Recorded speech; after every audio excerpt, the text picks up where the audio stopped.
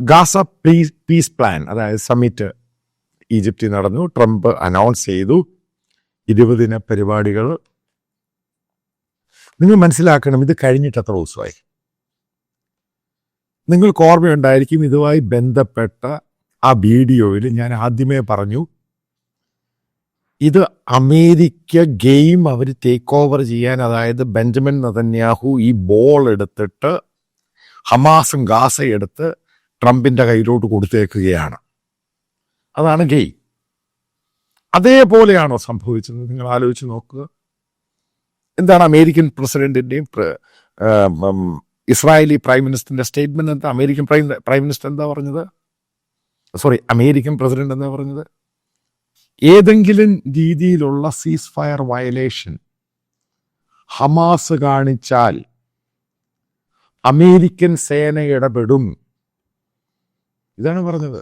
അതായത് ഞാൻ ഈ പറഞ്ഞ അതേപോലെ സംഭവിക്കുകയാണ്. എന്താണ് ഞാൻ ഇസ്രായേലി പ്രധാനമന്ത്രിയെ പറ്റിയും ഇസ്രായേലി ഫോഴ്സിനെ പറ്റിയും പറഞ്ഞത് നിങ്ങൾക്ക് ഓർമ്മയുണ്ടെന്ന് വിശ്വസിക്കുന്നു. അതായത് പാർഷ്യലായിട്ടുള്ള വിഡ്രോവൽ മാത്രമേ ഉള്ളൂ. ഇപ്പോഴും 53-54% ഇസ്രായേലിന്റെ IDF-ന്റെ കയ്യിലാണ്.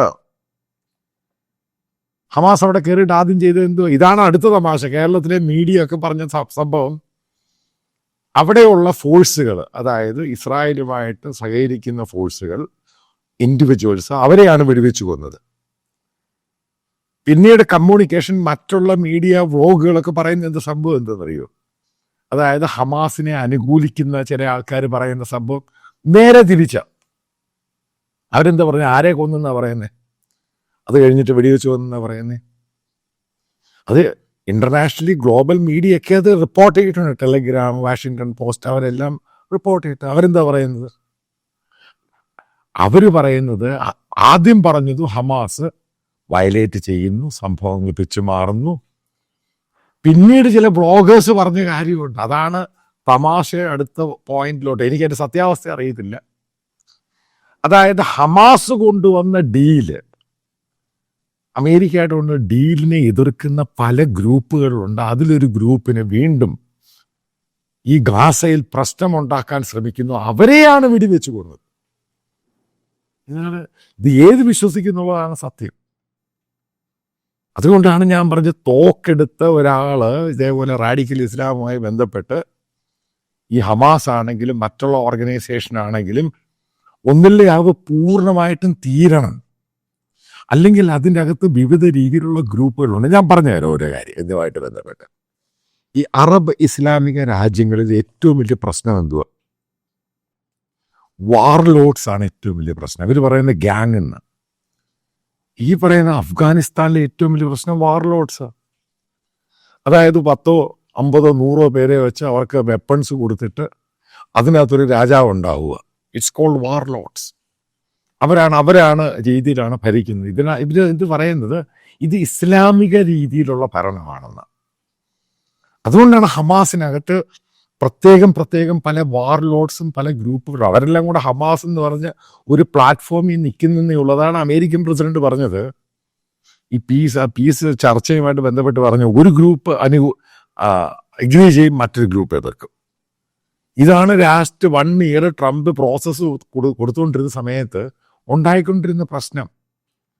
അതിനകത്ത് ഈ പറയുന്ന 100ഓളം ഗ്രൂപ്പുകളുണ്ട്, പ്രത്യേക റീജിയനും പ്രത്യേക ഭാഗത്തും ഒക്കെ ആയിട്ട്. അവരിതിൻ്റെ ഒരു നേതാക്കൾ പറയുന്നതൊന്നും അവർ കേൾക്കത്തൊന്നുമില്ല. അത് ഹമാസിൻ്റെ അല്ല, എല്ലാ ഇസ്ലാമിക റാഡിക്കൽ ഓർഗനൈസേഷൻ, ഇസ്ലാമിക രാജ്യങ്ങൾക്കകത്തും ഈ ഒരു വലിയ പ്രശ്നമുണ്ട്. കാരണം ജനാധിപത്യമില്ല ഇതിനകത്ത്. അതാണ് ഇതിനകത്ത് ബ്യൂട്ടി എന്ന് പറയുന്നത്. ഇസ്രായേലി ഒപ്പോസിഷൻ ലീഡറാണ് ട്രംപിൻ്റെ സ്പീച്ചിന് മുമ്പ് അയാൾ നടത്തിയതിൻ്റെ അകത്ത് പറഞ്ഞത് ബ്യൂട്ടി എന്ന് പറയുന്നത് ഇസ്രായേലിന് ഡെമോക്രസിയുണ്ട്. ഈ പറയുന്ന അധികം അറബ് ഇസ്ലാമിക രാജ്യങ്ങളിൽ ഡെമോക്രസി ഇല്ല. ആ ഡെമോക്രസി ഇല്ലാത്തതുകൊണ്ടാണ് ഇവർക്ക് ഒരുമിച്ച് നിൽക്കാൻ പറ്റാത്തത്. ഡെമോക്രസി ഉണ്ടായിരുന്ന ഈ രാജ്യത്തിന് ഈ പറയുന്ന പല രാജ്യങ്ങളും ഇത് രീതിയിലൊന്നും വലിയ രീതിയിലായി മാറിയേനെ. രാജഭരണം, ആ ഭരണം, ഈ ഭരണം, വാർലോഡ്സ്, അത് ഇത്. ഈ ഹൂത്തികളുടെ തന്നെ 10-15 ഗ്രൂപ്പ് ഉണ്ടെന്നാണ് പറയാം. അപ്പം അതിൻ്റെ ഒരു കമാൻഡർ എന്ന് പറഞ്ഞൊരു മേജർ ജനറല് ഇന്നലെയാണ് അവർ കൺഫേം ചെയ്യുന്ന അയാൾ തട്ടിപ്പോയി. അതായത് നേരത്തെ അവിടെ ബോംബ് ഇട്ട് കഴിയുമ്പോൾ അവർ പ്രധാനമന്ത്രി ഉൾപ്പെടെ തട്ടിപ്പോയ കൂടെ അയാൾ സീരിയസ്ലി ഇഞ്ചേർഡായിരുന്നു. ഇപ്പം പറയുന്ന അയാളും തട്ടിപ്പോയി. അപ്പം ഇതിനകത്തുനിന്ന് വ്യത്യസ്തമാണ് നമ്മൾ ആലോചിക്കുമ്പോൾ ഇറാൻ എന്ന് പറയുന്നത്. കാരണം ഷിയ ഇത് സുന്നി രാജ്യങ്ങളിലാണ് ഏറ്റവും കൂടുതലുള്ളത്. അതായത് ഇതേപോലുള്ള വാർലോഡ്സ് ഒരു പണ്ടത്തെ പഴയ ചരിത്രങ്ങളൊക്കെ വായിക്കുമ്പോൾ ഈ ഒട്ടക കച്ചവടമൊക്കെ കഴിയുമ്പോൾ എവിടെയാണ് ഇത് കിണറുള്ളത്, കിണറുള്ളവനാണ് രാജാവ്. ആ കാരണം മണലാരണ്യമാണ്. ആയിരിക്കുന്ന കിങ്ങിൻ്റെ പെർമിഷൻ ഇല്ലാതെ വെള്ളം കുടിച്ചാൽ പോലും അവരെ കിട്ടിക്കൊള്ളും. അങ്ങനെ ഒരു സംസ്കാരം നിലനിന്ന സ്ഥലമാണ് അറബ് ഈ പറയുന്ന വെസ്റ്റേൺ മിഡിൽ ഈസ്റ്റ് ഏഷ്യൻ രാജ്യങ്ങൾ. ആ ട്രൈബിൽ നിന്നാണ് പിന്നെ അത് മോഡറേറ്റ് എന്ന് പറയുന്ന രീതിയിൽ പിന്നെ അത് ഇസ്ലാമിക് റവല്യൂഷൻ ഉണ്ടാകുന്നു, അതുണ്ടാകുന്നു, ഇതുണ്ടാകുന്നു. ഇപ്പോഴും ഈ ഹമാസ് ആണെങ്കിൽ ഇതേപോലുള്ള റാഡിക്കൽ ഇസ്ലാമിക് ഓർഗനൈസേഷൻ ഇതിൻ്റെ അകത്ത് ഏറ്റവും വലിയ പ്രശ്നം ഇത് തന്നെ. ഒരു ലീഡർ കാണും മെയിനായിട്ട്, അതിന് താഴെയുള്ള പല ലീഡേഴ്സും അവർ വ്യത്യസ്ത അഭിപ്രായക്കാരായിരിക്കും. ഇതാണ് ഇതിൻ്റെ പ്രധാനപ്പെട്ട ഇഷ്യൂ എന്ന് പറയുന്നത്. അപ്പം അത് തന്നെയാണ് ഈ ഹമാസിൻ്റെ കൂട്ടം ഞാൻ പറഞ്ഞത്. ഇതുവരുപരായിട്ട് ഇവരുടെ പൊളിറ്റിക്കൽ വിങ് എന്ന് പറയുന്ന ഖത്തറിലിരിക്കുന്നവർ പറയുന്നത് അവർ താഴോട്ട് എന്തെങ്കിലും നിർദ്ദേശം കൊടുത്താലും അത് കൊടുത്താലും ഇത് കൊടുത്താലും ഒന്നും അവർ നടപ്പിലാക്കത്തില്ല. അതിൻ്റെ പേരിലാണ് അമേരിക്കൻ ഇൻ്റലിജൻസ് ഈ ഒക്ടോബർ 8 ഇസ്രായേലി അറ്റാക്ക് സമയത്ത് അമേരിക്കൻ പത്രങ്ങൾ റിപ്പോർട്ട് ചെയ്തത് ഇത് ഖത്തറിലിരിക്കുന്നവർക്ക് പൂർണ്ണമായിട്ടും അറിയത്തില്ലായിരുന്നു. ഈ യാഹ്യ സിൻവാറാണ് അത് മുഴുവൻ ഓപ്പറേറ്റ് ചെയ്തത്. അവിടെ ട്രെയിനിങ്ങും പരിപാടിയൊക്കെ നടക്കുന്ന കാര്യം അറിയാൻ അതിൻ്റെ പണം കിട്ടുന്നുണ്ട്, അതിന് വെപ്പൺസ് കിട്ടുന്നുണ്ട്, മറ്റുള്ള എക്സ്റ്റേണൽ സപ്പോർട്ട് ഇറാൻ ചെയ്തു കൊടുക്കുന്നുണ്ട്, ഹിസ്ബുള്ള ചെയ്യുന്നുണ്ട്. പക്ഷെ ഇറാനും ഹിസ്ബുള്ളക്ക് ഇവർക്കൊന്നും അറിയത്തില്ലായിരുന്നു ഇങ്ങനൊരു അറ്റംപ്റ്റ് ചെയ്ത് ഭയങ്കര ഒരു ഡേഞ്ചറസ് സോണിലോട്ട് ഇത് പോകുന്നു. അവരിതൊക്കെ അറിഞ്ഞിരുന്നുവെങ്കിൽ അവരിത് ചെയ്യാൻ സമ്മതിക്കുകയില്ലായിരുന്നു എന്ന് അറബ് പത്രങ്ങൾ പറയുന്നുണ്ട്, ഇറാനിയൻ പത്രങ്ങൾ പറയുന്നു. ഇറാൻ്റെ അന്നത്തെ ഇബ്രാഹിം റൈസി അദ്ദേഹത്തിൻ്റെ ചീഫ് അഡ്വൈസർ എന്ന് പറഞ്ഞു അവർക്ക് ഇതിനെപ്പറ്റി യാതൊരു അറിവുമില്ലായിരുന്നു. കാരണം അവർക്കറിയാം ഇത് ഭയങ്കര ത്രെട്ട്, അവസാനം അവരെ വന്നാണ് ഇത് തീരുന്നതെന്ന്. ഞാനിത് പറയുമ്പോൾ നിങ്ങൾ ഓർക്കണം, ഞാനിത് പറഞ്ഞ സമയത്ത് ഞാൻ ഇയാളെ കോട്ട് ചെയ്തിട്ടാണ് ഞാൻ ആ വീഡിയോ ഇത് തീരുമ്പോൾ ഇറാൻ തീർത്തിട്ടായിരിക്കും വാർ നിൽക്കാൻ പോകുന്നതെന്ന്. കാരണം അവർക്കറിയാവുന്ന വസ്തുതയാണ്. കാരണം അവരും ഇതിനകത്ത് കയറി ഇടപെടും, അവസാനം ഇസ്രായേൽ കയറി അടിക്കും.